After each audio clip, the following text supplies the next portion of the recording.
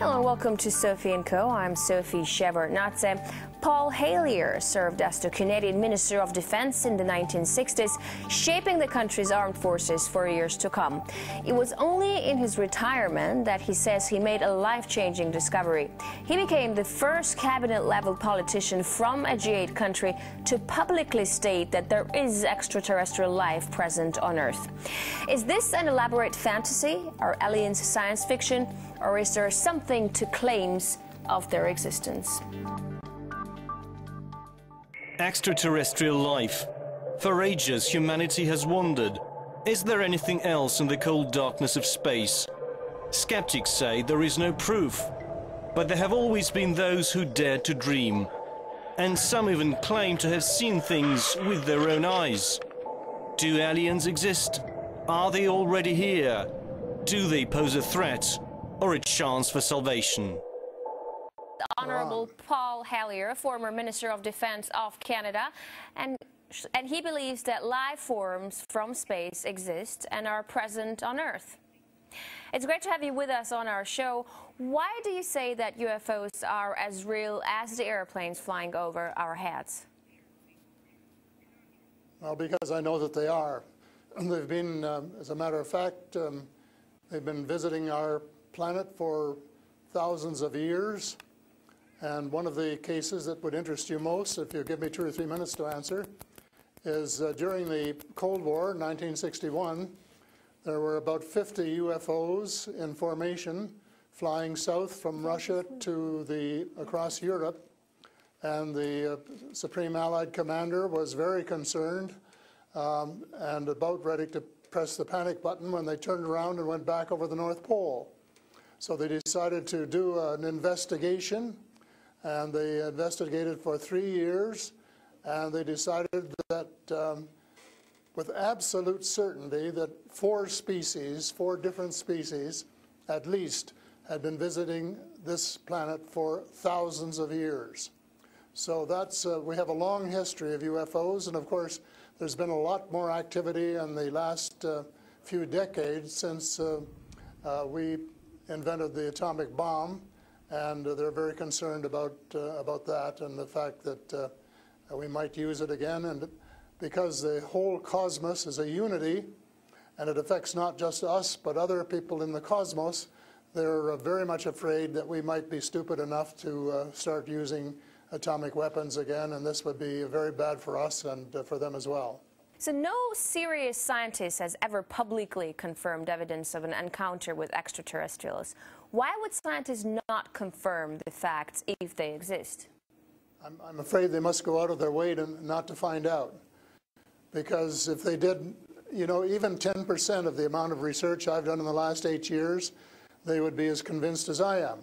I mean, they could do it even faster. Might take them a little longer when they didn't have a military background.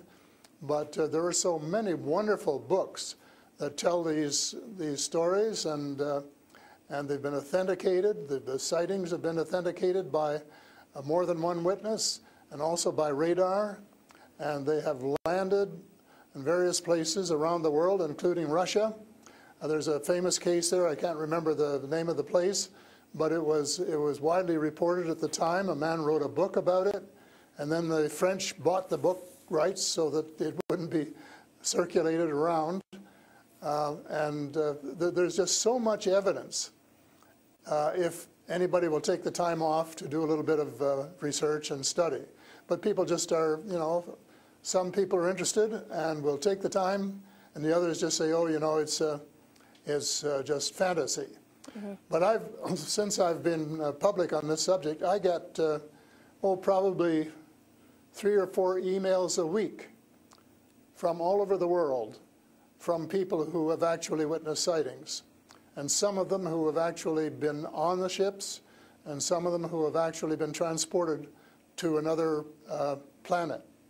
And so this information is not, you know, it is top secret in a way that the governments aren't talking about it. But if you listen to the whistleblowers and the people who have worked in the industry and who know what is going on, there is just a lot of information out there, and it doesn't take very long to get your hands on it. But see, the problem is that some people who report UFO sightings and alien abductions have been shown to make things up to make things up to be famous, to make money, or just for a prank. How do we tell fiction from a fact? Well, you have to spend a lot of time trying to find. We used to say separating the wheat from the chaff, and it takes a lot of effort. When I was minister, I got sighting reports, and when we checked them out, about 80%, about 8 out of 10, were not real. There were sights of Venus or plasma or, you know, a dozen other things, but there were 15 or 20% for which there was no explanation, and they were the genuine unidentified flying objects.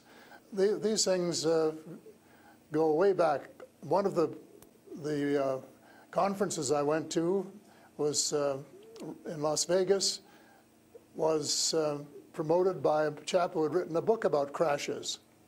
And there were dozens and dozens and dozens of them, and many of them very, very well authenticated, so that it would be impossible to read all of that evidence and not to come to the conclusion that these vehicles were real. Have you ever had your own encounter with aliens? Not an encounter with aliens, no. I have seen a UFO about 120 miles north of Toronto over Lake Muskoka, where I have a cottage. And 2 years ago, last Canadian Thanksgiving, which is October, my wife decided she wanted to go out and look at the stars. So I'm not much of a night man, but I put on my cap and went out with her. And she looked into the eastern sky and said, "There's a star." And I turned around the other way and I said, "Oh, there's a much brighter one over here." And she looked, and it was. And we watched it until our necks almost broke for about 20 minutes. And it was definitely a UFO, because it could change position in the sky by 3 or 4 degrees in 3 or 4 seconds. And I checked out, there were no satellites that could do that. The space station wasn't going by, and it isn't able to move that fast anyway. And there was nothing, no other explanation except that it was the real thing. And 2 days later, I went down in the dock, got a comfortable chair, and watched it came back almost to the same spot and entertained me for as long as I could take it. And then I went back to the cottage.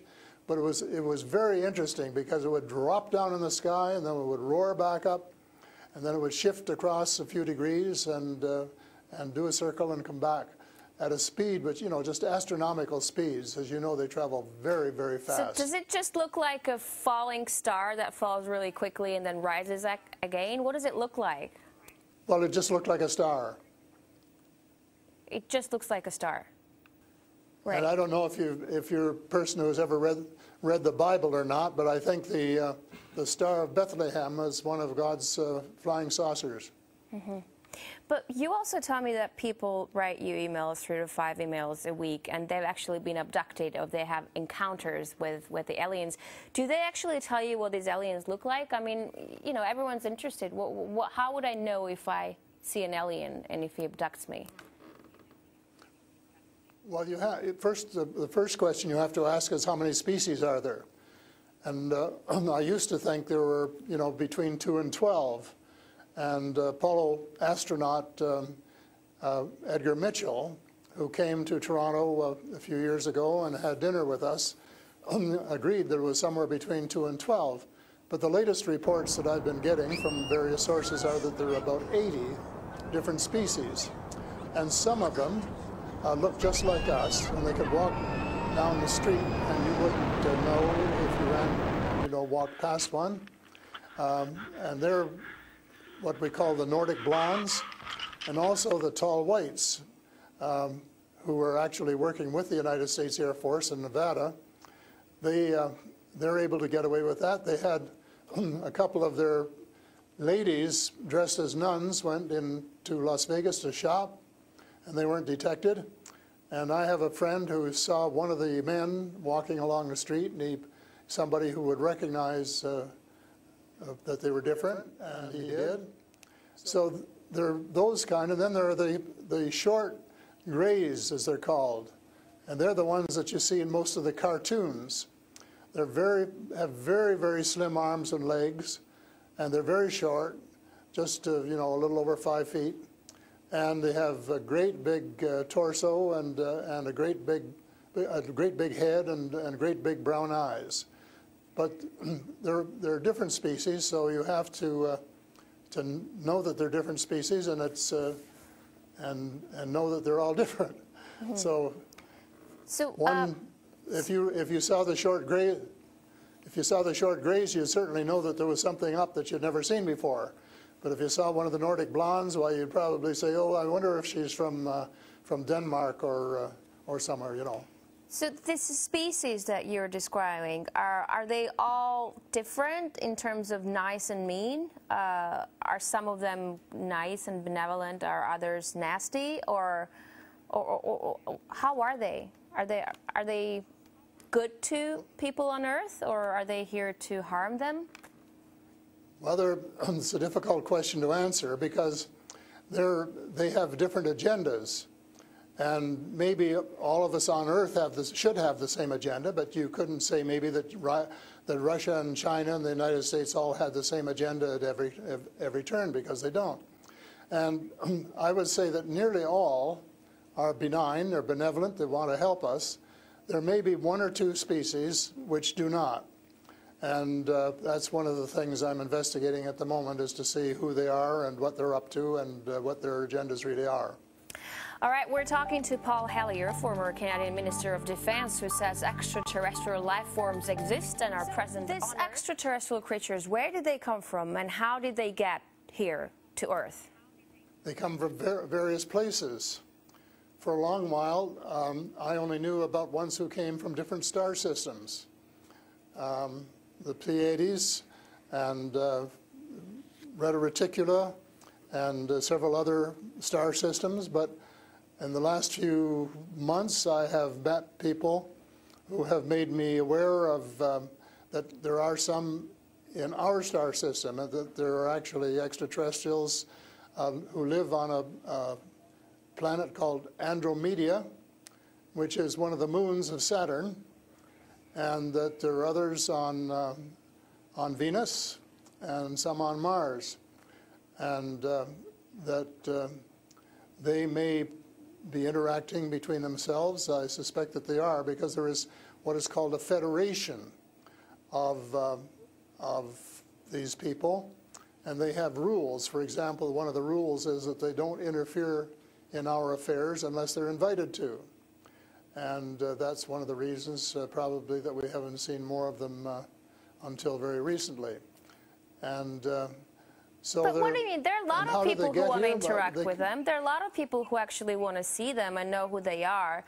What, they need a special invitation to interact with us? What does it mean? They don't want to interfere into our affairs. Well, they don't want to tell us how to run our affairs. They have accepted the fact this is our planet and that we have the right to run it. But they're very, very concerned. They don't think we're good stewards of our planet. We're not. We're clear-cutting our forests, and we're polluting our rivers and our lakes, and we're dumping sewage in the oceans, and we're doing all sorts of things which are not what good stewards of their homes should be doing. And they don't like that, and they've made it very clear. And as a matter of fact, they have given us a warning. How? And this has come from more than one source. How have they made it clear? What have they done? They have talked to people. One of the chaps I talked to about a month ago was interacting with them in 1974, he and his brother, in Peru.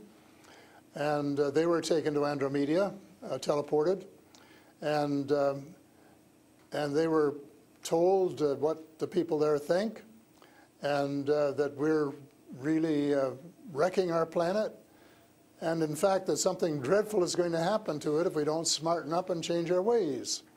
We spend too much time fighting each other, we spend too much money on military expenditures, and not enough on feeding the poor and looking after the homeless and the sick, and that we are polluting our waters and our air, and that we're playing around with these exotic weapons, thermonuclear weapons and atomic weapons, which have such a devastating effect both on our Earth and on other areas in the cosmos, and they don't like that.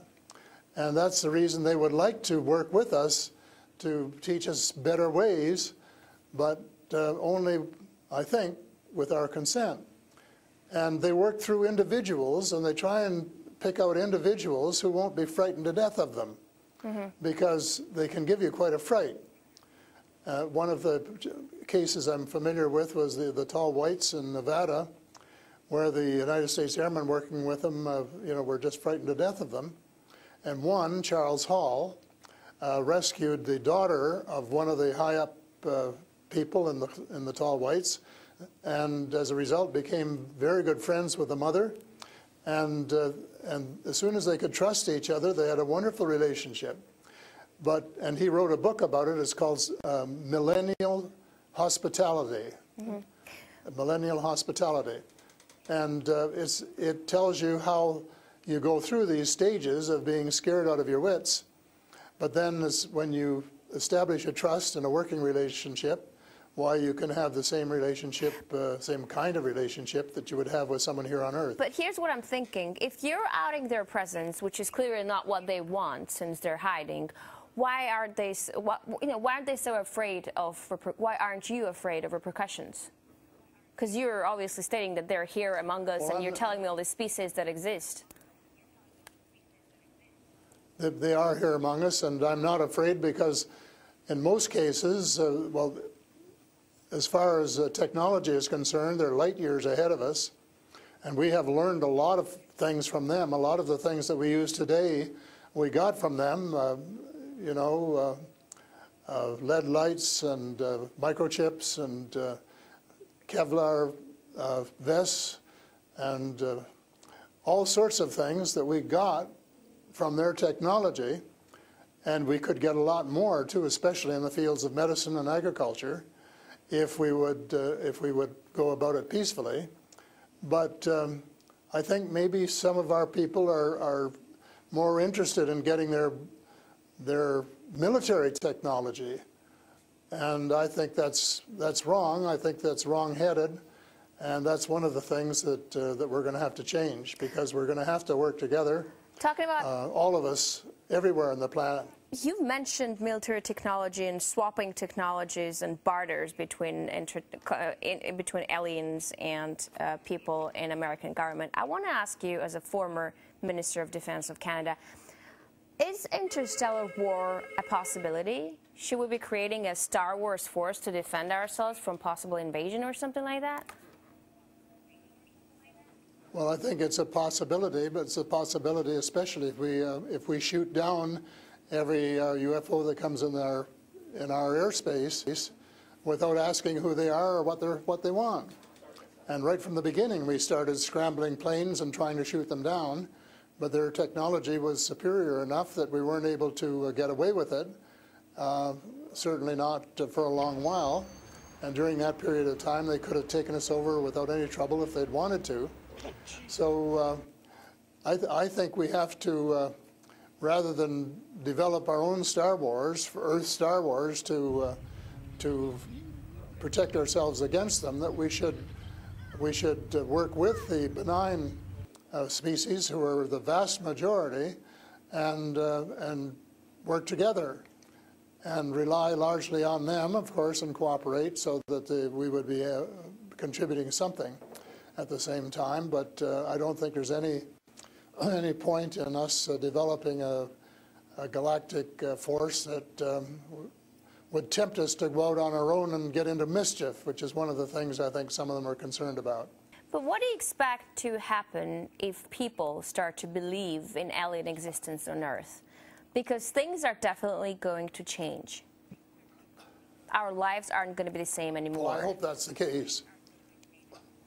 I hope that's the case, and I'm all for full disclosure, and I'm going to push very hard for full disclosure in the book I'm writing, and to give some reasons for it, things that we really have to know and have a right to know, and that our future as a species, and here I mean, you know, all of the species in the world, are potentially at risk if we don't figure out what's going on and work together to try and make life more amenable for all of us. But it's and to work with our neighbors from other planets as well. But still, like, I'm thinking to myself, if they've been here for such a long time, as you say, and they're interested in helping humanity, as you say, why is our world such a mess? I mean, if you want to help someone, you just help someone. You don't wait that someone to invite you to help that someone, no?